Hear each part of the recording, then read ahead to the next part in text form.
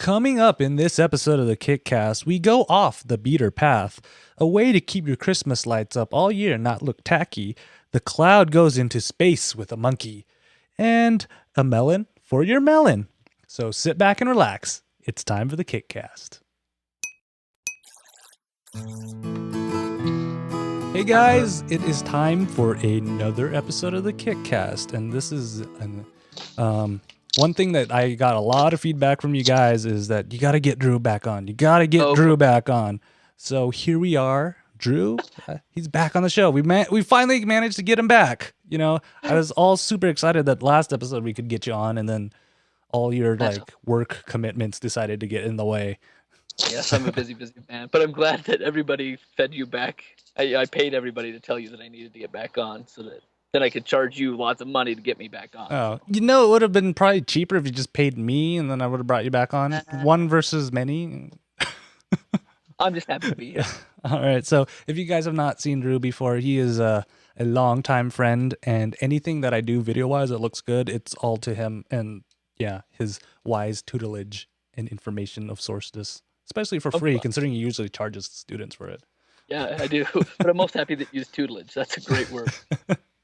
All right, so if you guys have never seen the KickCast before, this is the podcast where we go out and find some really cool crowdfunding projects, and we come back and we tell you if you should back it, track it, or sack it on there. So if you guys haven't heard of crowdfunding, the whole idea is somebody says, hey, I want to make this happen, but I need X amount of money. Well, you guys chip in a little bit, and then if we get enough people, we can make this happen. That's pretty much the basic idea of crowdfunding right there. And one of the most interesting things about crowdfunding is actually this site right here, because we're starting to see a lot of different crowdfunding websites pop up. They're popping up like mad now. It's pretty much the hot word now to put in everything, because it used to be like mobile, agile, web 2.0. Now if you put crowdfunding in it, everybody's like, oh, crowdfunding.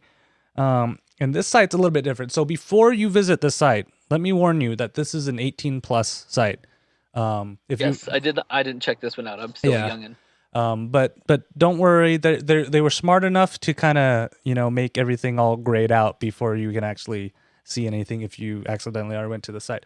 So the site is actually called beatr, and it is actually a crowdfunding site dedicated beatr. To That's a strange name for a site that's 18 plus. Yeah. It didn't sound as dirty until I said it out loud. But it's dedicated to crowdfunding projects that are of the adult nature. And when I say adult, I mean 18 plus. You can use your imagination to that. It's adult nature. I think it's meant for that whole niche of the world, which is on the internet. That's pretty much, it's part of it. It's not even the dark side of the internet anymore. It's the DNA of the internet. Yes, sadly. If you I was watching some NPR the other day, and they were saying, well, the internet's 20 years old. Of course everything's about sex on the internet. It's 20 years old. Yeah.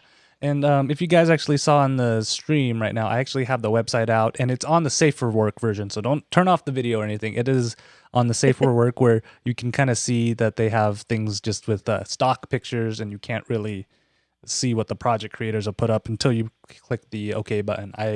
Let me tell you, for one, I did not click the OK button, and I'm like, this is good enough for me. It's all in the name of news, right?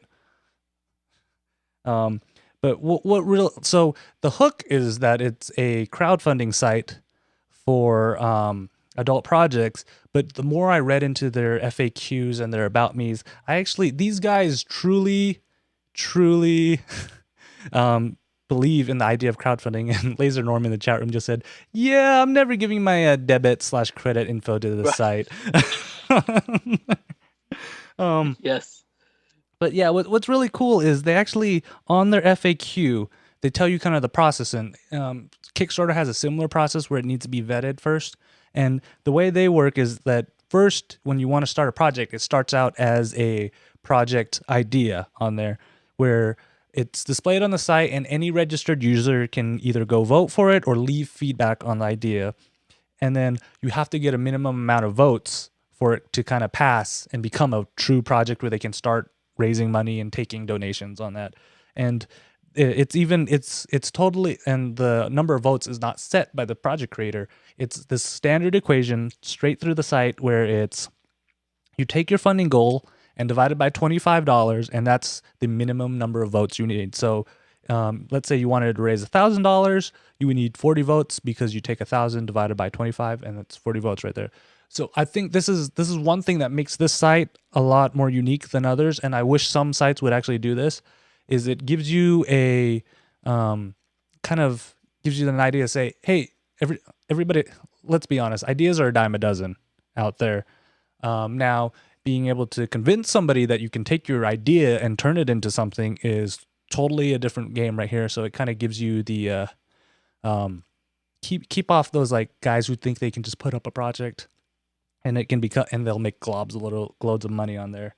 Right, like somebody's gonna go. Yeah, exactly. In fact, I think this would be a kind of a fun way to vet ideas just for those angels or investors or VCs. You know, people with money that are always probably getting pitched ideas all the time. It'd be nice to have one of those guys just be like, you know what? You bring me 60 people signed petition that your idea is, you know, that they would back it or buy it.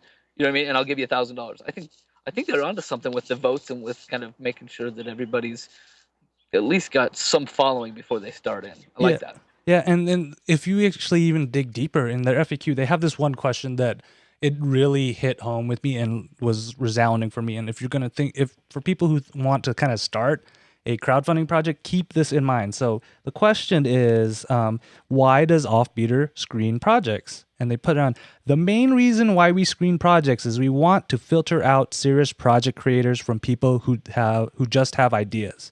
Ideas are great, but without the experience, passion, and know-how to follow through on those ideas, at the end of the day, it's still just an idea. Everybody's probably seen this happen before, you know. They're like, oh, why don't we invent this, this, and this? And then when they start going into it, it's way into deep, you know.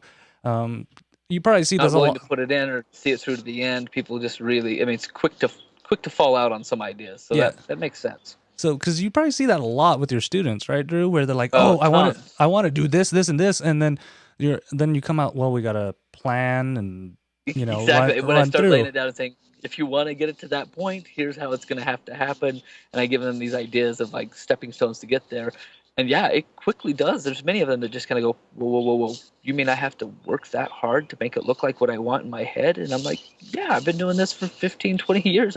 The ones that I work hard on and have a passion for are the ones that live. And I think this is it. You got to have the experience, the passion, and the know-how to follow through. Otherwise, it's just an idea. Just an idea right there. So that's kind of Offbeater. If this is kind of the site that floats your boat, be my guest. Go check it out on there. I didn't dig too deep into it, but I was gonna say that I was a little afraid when you said, "Here's something that resonated with me. Here's something I dug really deep into the FAQ and I found something I really liked." And I'm like, "Watch out! It's a trap! It's a trap. They'll take your money, your soul." Yeah, but you found the good parts of that. But yeah, I like. Honestly, I would love to talk to these guys because they have the great philosophy and idea for it. So that is Offbeater, and if you're really curious, please don't do it around any kids. It's offbeatr.com. Okay, so Drew, you could have found a better name for that. I'm sorry, they should have. For some reason, actually, in the back of my head, it's like that sounds fine. It's just one of those Web 2.0s where they take out vowels, right? And then when I said it, when I actually heard it out, words back and forth. It's more than just But when but when I actually heard it say it out loud, I'm like, oh yeah. Makes sense. That's the people they want. Yeah, so for this next one, Drew, you've probably heard of the Veronica Mars project. We kind of talked about it a little bit on the show. And then recently was the Zach Braff. He was the main character on Scrubs. And in Garden State, he decided to go to Kickstarter and raised, I think, $500,000 to make a movie that he had an idea for. And they've been actually getting a lot of flack for this. But Veronica Mars blew up. Everyone was behind it. They were excited because it was never in the cards, and so when they saw that, people jumped on it, and 5 million or whatever they're up to now. But I did not know that, and I assumed that it would happen. And I think people complained early on and said, "What if this happens? People start coming in from Hollywood like this." So somebody did, huh?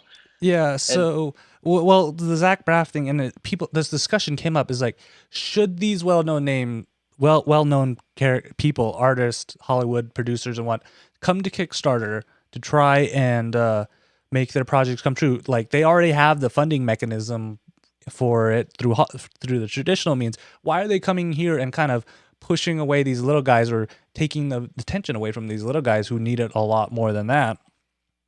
And as of last week, Kickstarter actually wrote a blog post and replied to it. And in that blog post, they actually said that, hey, you know what? This is actually a good thing. Ever since these two projects started, we've seen other projects have an increase in pledges. We've had more projects start and everything, and it's beneficial to everyone. We call this a Hollywood effect, and most of these people who came and backed Veronica Mars and Zach Braff probably have never heard of Kickstarter before, or they never thought of visiting Kickstarter before. So it was a good way of getting people in. Okay, I can see their point on that. I can see where they're going from. And I guess, yeah, I have a few thoughts. I don't know, because I agree with him, because one of the things that I struggle with when I tell people about the show is like, hey, what's your podcast about? And I'm like, well, have you ever heard of Kickstarter or crowdfunding? Most of them are like, I've heard the name before, but I'm kind of not sure what it is about, and I have to go into this kind of discussion on how what Kickstarter is, and what they have to kind of do to kind of get everything, and people are like, okay, on there. So I think right now it's growing pains for crowdfunding sites is to get the concept out. Yeah, I think you're right. I think there's some growing pains there, and I think that while there's a little bit of fear that they're going to take away money from other projects and be like, oh, I could have had that $100, for my project, but they're taking it for theirs. I liked the blog post. I just glanced through it and saw that kind of what they were saying, and it does make sense that the traditional way of funding, especially movies, just to stick with movies, that's kind of something I'm familiar with. Traditional way is broken. If you want to make something, it's not going to happen the same way it used to. So it makes sense that people would come into this process and say, okay, well, we're going to make it for the people, so let's have the people fund a part of it and go that route. It really does make a lot of sense. In fact, 20 years ago, there was a guy that I was working for who did exactly that on a local scale. It used to be you'd go into a local station, you'd show them a pilot of a TV show and say, I want to make this TV show. The TV station would say, here's X number of dollars, go make it, bring it back to us, and we'll sell the advertising. And he was one of the first people that went, and the TV station said, we can't take a risk anymore. Syndication's much cheaper, so we're going to buy syndicated shows. If you want to do your show, you can buy our infomercial time, but you've got to figure out a way to make money off your own show. Well, he went back to the people he was making the show for, and they said, well, that's fine. We'll pay you to make it. So he ended up basically going to the people who wanted the show made in the first place. And for the last, he started that back in mid-90s. He's now in his 9th season of a yearly show doing that exact thing, where he finds the people that want to pay for it instead of having the higher up, like the broadcasters, pay for it. So I see this kind of happening now in Hollywood. I think we're probably going to see a lot more of it. Yeah, and that I totally get it. And so the question is like, do you think Kickstarter should be set for that kind of thing, or should it just be for the little guys? Honestly, I think they got to split it into a niche. I mean, just like we saw with the previous site, there was quite a niche for a certain market of crowdfunding, and maybe there's a place for it where it can be, hey, these people have successfully done this or that, or they have this fame, and maybe it's famous people's Kickstarter, where maybe they're tied in, but you can still, I don't know, because you've also got that crossover, like they were saying. A lot of people funded other projects just because they were drawn in by Veronica Mars and Zach Braff. So I'm torn. Yeah, like honestly, part of me is like, well, if Kickstarter doesn't automatically give a one up just because you're a celebrity or anything. It's just because they have a large following. And if you guys had watched the episode with Steve from Game Launched a couple weeks back, he actually mentioned 20% of most crowdfunding projects are funded by friends and family, right there. So you have to have a good following and everything. So it just happens that these guys already have that kind of backing on there.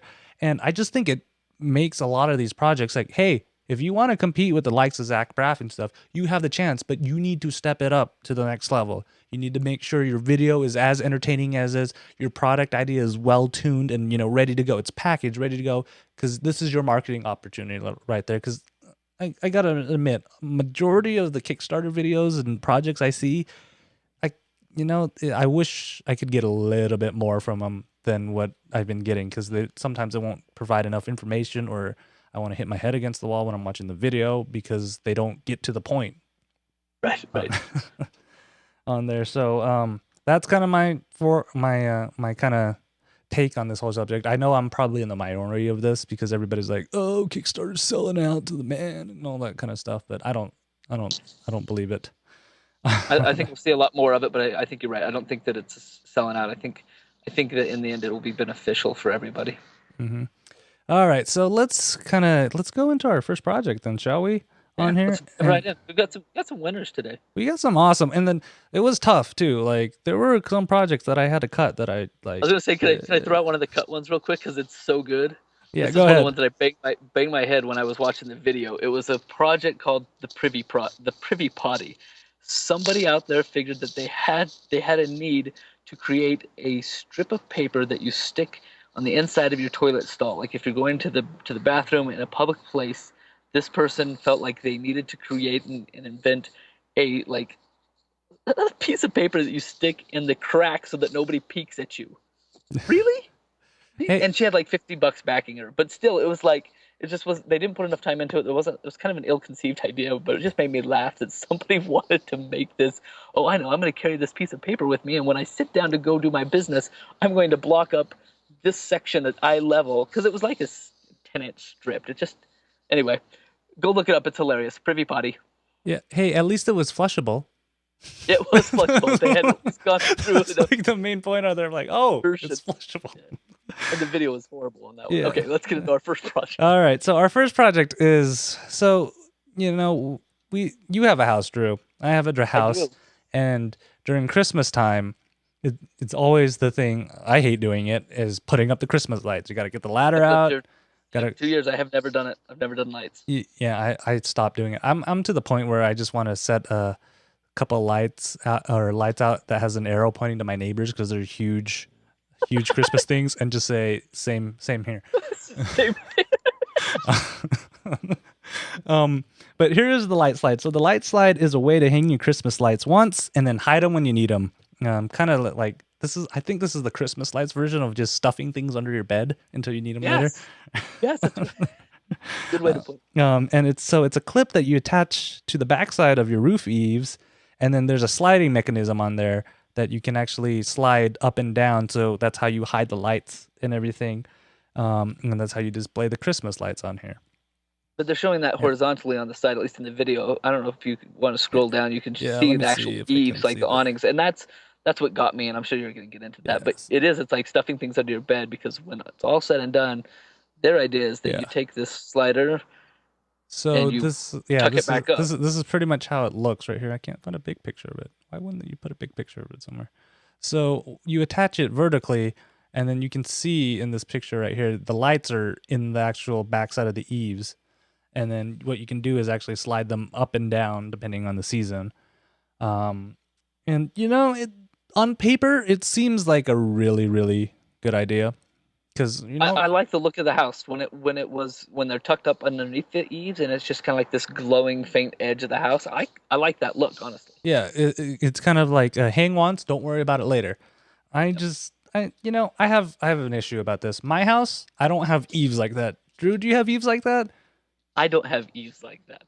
I get the feeling mostly you get those kind of eaves in drier, more like Yeah. California, and these guys are Las Vegas, where you don't get snow. We get snow all the time here in Utah. Which is why hanging lights can be so dangerous in the winter, the ice. Yeah, I almost paid somebody this year to hang them for me, and then they come and take them back, and they store them, and they bring them back out. I almost did. I was like, I didn't I e- want it to look pretty. I didn't even know there was a business to do that. That's genius. And it's like $400 or $500, and the initial setup's a couple hundred, and then they'll come and do it for a couple hundred, and then they'll keep track of all the lights and keep them in their own storage, and then they just bring them back when you want them the next year, and you pay like another $100 the next year for install. But yeah, it's a business. Holy crap.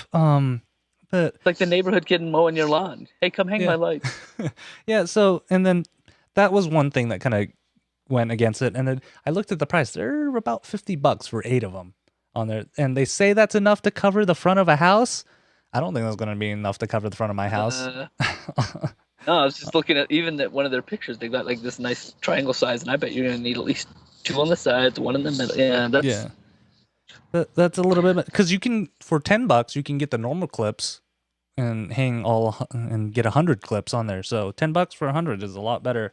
And you could almost do that with any clip, I suppose. Like you dangle a little bit more, put a little more slack in it so it shows, and then taut it up and yeah, see there don't you go. turn it on. There's a solution right there. And then another issue is that even though you have this, if there was a motor in it or something, and you could control this via Bluetooth or Wi-Fi because that's the cool frequency, I'd care about this a little bit more. But in this case, I still got to put on my jacket, get my ladder, and go up there and manually push them up and down.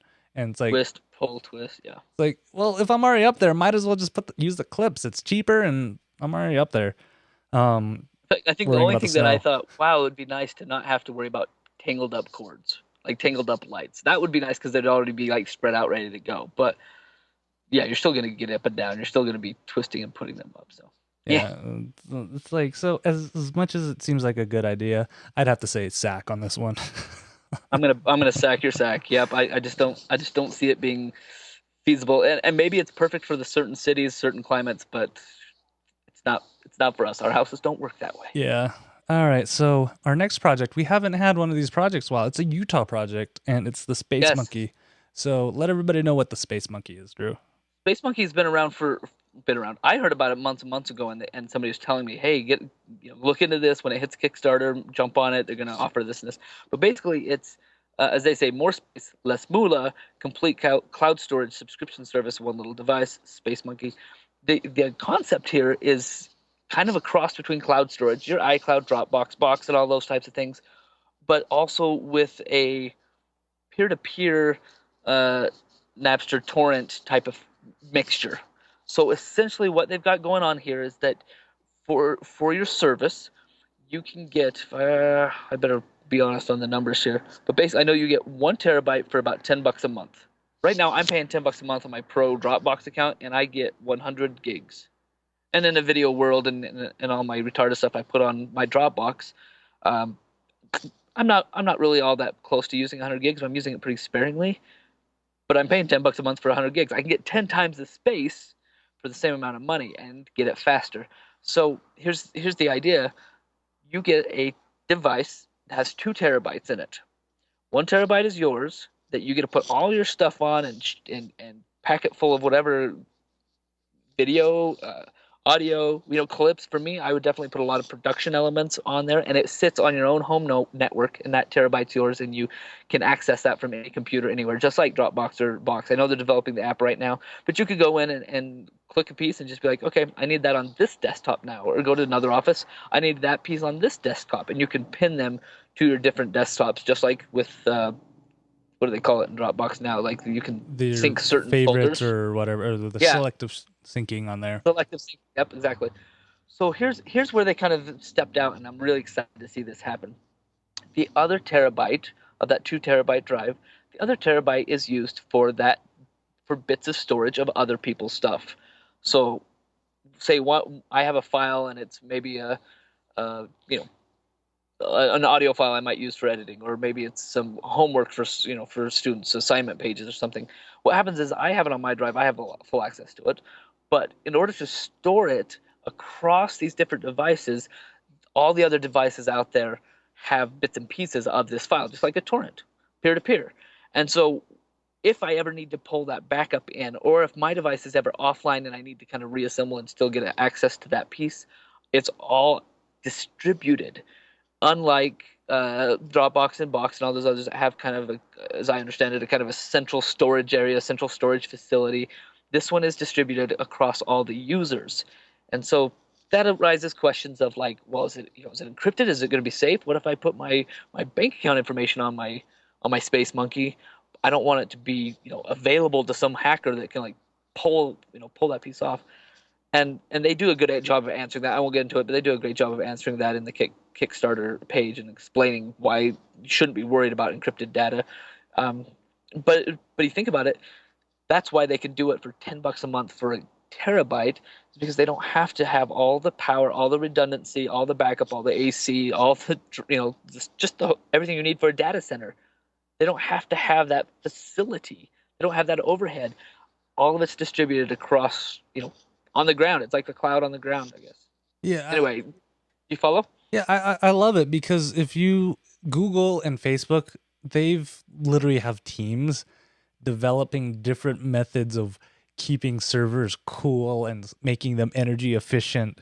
And it's nuts. I mean, like one of Google's projects was using seawater to cool their servers somehow on some island shore. I'm like, you have whole Brilliant. teams dedicated for this. And in this case, they kind of break up the data center in that torrent kind of fashion where everybody contributes a Yep. little bit. And I was worried when I'm like, I'm going to have other people's or people are going to have my data on their computer and everything. Right, and I think But that's the initial thought. It's like, what? having it encrypted and stuff is awesome. And I think they said it used like 7 watts of power, which is all Yeah, it's it is good.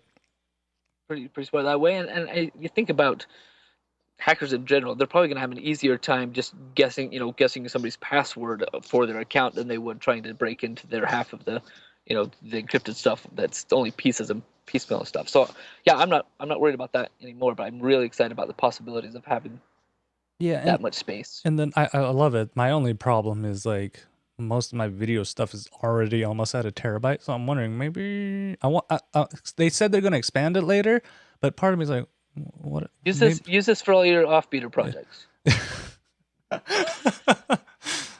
That's what I'm gonna do. I am gonna start a business that makes off-beater videos and project No, videos, not the actual videos on there, but the project right. Oh videos. yeah, yeah. I'll do this. No, I'm going to, I really plan on using this for like my family data center, because I have tons of pictures and things that I want to archive. But what I'm doing now are these little, Western Digital My Books for a half terabyte here or a gig there, and I use them for video and some family projects. And so I have to go back and be like, okay, what client's on here? Oh yeah, that also has my pictures from Disneyland 3 years ago. And I want to kind of put that all into a nice folder structure and leave it on the cloud so I have access to it. And for me, it'll be kind of a data storage for my family stuff and probably some elements of production until it gets to be too big. But you can always expand that. Yeah. And I, a I month. I do hope they expand it. And some people are probably like, wait, there's already stuff out there that exists like this. Well, there are software solutions to do that, but you still have to provide the computer. You got to provide the storage and Right. set all this thing. You set it and forget it. Don't sue me, Ron Papil. And you're good to go. Right. Right. And it's faster. As what's on your network, you'll be able to pull in. I think they said 15 to 60 times faster than your Dropbox and other things because it is peer to peer. Once you're somewhere else and you're trying to rearrange, you're still kind of held by that internet stuff. But Mhm. just the storage is faster. So for this one, I definitely have to say track on it because it's not for everybody. If you have large amounts of data, you're probably already redundantly backing this up and using other weird methods already for that in this case. But one thing for everybody, even if you don't use this project, even make sure you back up your stuff. We live in Oh, a right. digital Right. world, and if it's gone, it's gone.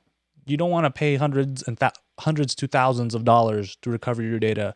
So if it's not this, find some way of backing it up. And I'm not just saying Yeah. put it on a flash drive somewhere.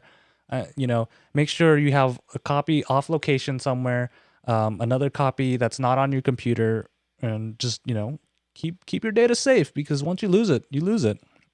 Yep, exactly. And I think this is pretty inexpensive. I think most places charge about this much to back up your computers anyway. So I'm definitely backing this one. I already have. I'm excited for them to ship out, and there's only 3 days left on the project. So if somebody's thinking about backing, time to get in.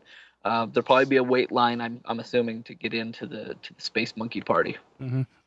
So that is the Space Monkey, and so we got a track and a back. All right, so our next one is the Melon. So Ah. Drew, have you seen a lot of these EEG kind of related sensors that have come up as of late? I have, and I played with them.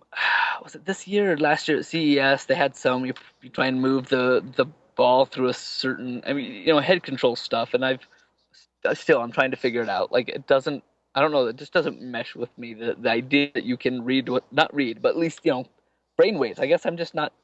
I don't know. Maybe So I'm more spiritual than it's all scientific. electricity, man. It's all electricity. Okay, so the whole idea of the Melon is it's an EEG headband that will measure your brain activity and report back your focus on there.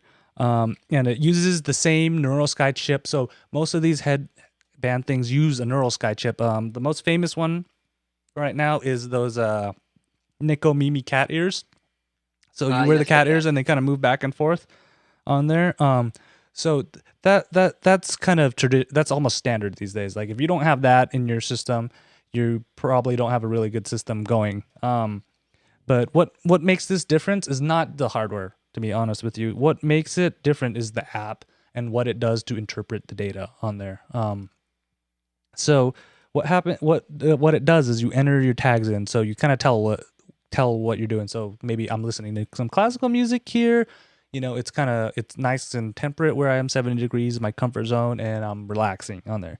So then the headband starts monitoring all the electrical signals because that's how your brain does everything. Everything's run on electricity. Crazy to think about it. Our whole entire body runs on a form of electricity.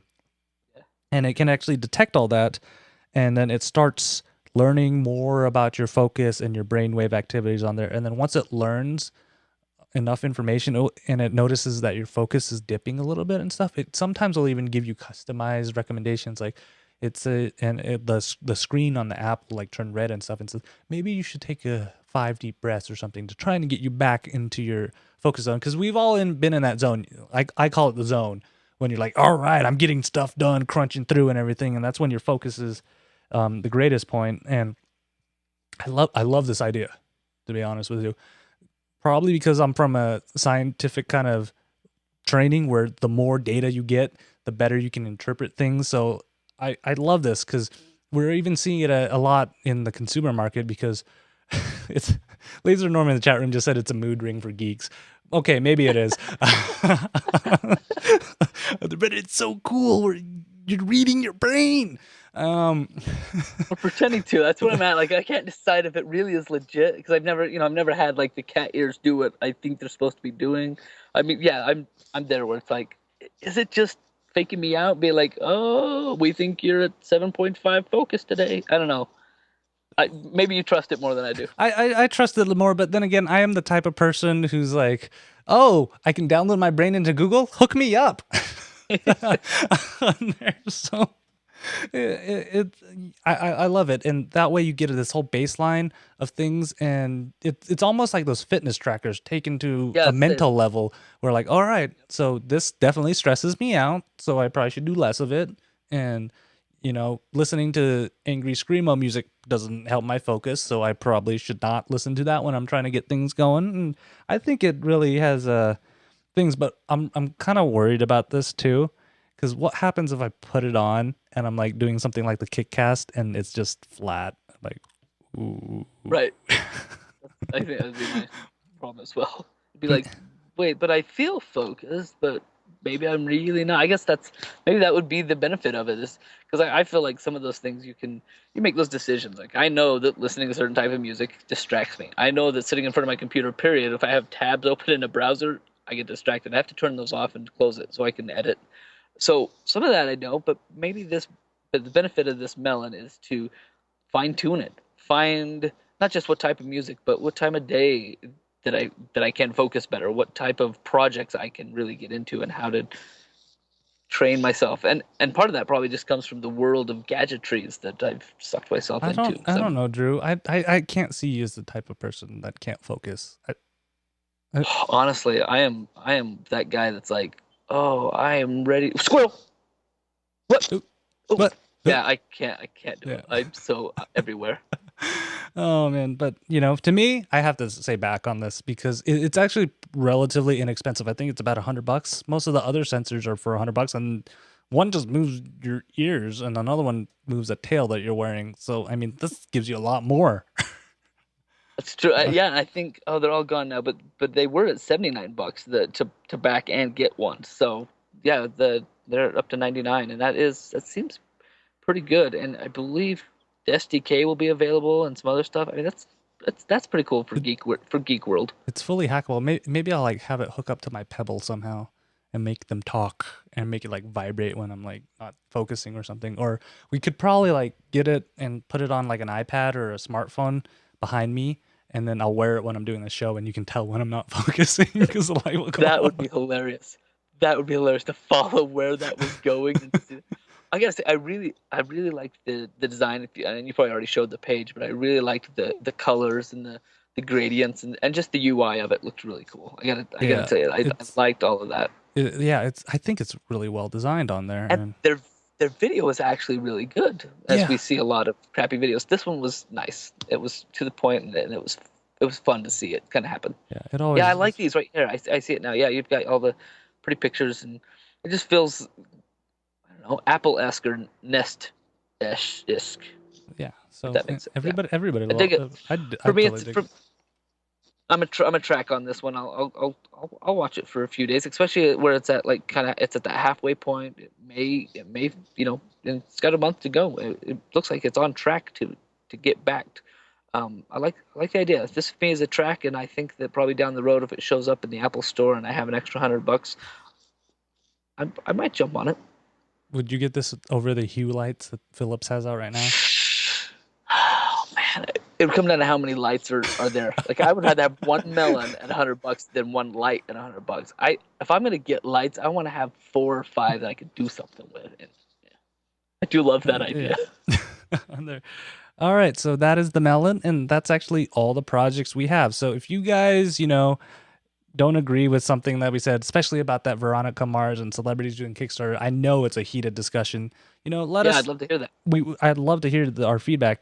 So you can email us at kickcast@ktdata.net, or leave it on our Facebook page, facebook.com/kickcast, or send us a tweet at kickcast, or leave it on our Google Plus. I'm everywhere. We're everywhere, so you can find us. And then, of course, you saw Laser Norm. He's in the chat room right now. I love it. You guys can always come and watch that at live.kickcast.net. If any of these projects came by and you're like, whoa, what was the URL in there? What was the name again? Just head on over to kickcast.net, and it has links to all the projects and everything from there. And like I said, you should come watch live. Our next show is May 28th, 2013. And it's always fun to come live. Your comments sometimes make it on air and everything.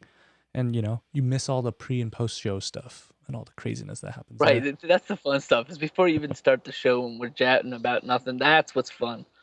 When I'm like, hey, do I look okay? Can you see my beard? That's what you're missing. Yes. And for all you audio listeners, go back to the video version and look at Drew's epic beard right there, It's so epic that it took me weeks to build it, and I'm still not even sure if 6 inches away you can see it. I don't know. It looks like my chin's dirty, I bet. Oh, man. But baby face. Drew, I always enjoy having you on the show, and it's always a blast. And like our time literally flies when you're here. Yes. So I hope my pleasure. I hope you come back. Everybody loves to have you on there. They probably love you more than me. I'm just here to press the buttons. So you know what I was gonna say? You ought to come up to my studio and do a show at the studio with the bigger machine and see if we can't get a live audience or something going to have some fun. Oh dear, that's an idea. We'll have to talk offline on that one. That's an idea right there. And then, of course, thank you guys for listening or watching or just pretending to watch. I know some of you probably just hit play and walk away, but it makes me feel better when I know Thanks you guys for that. do. Yeah. So thanks for that, guys. And until next time, guys. Bye. Yeah.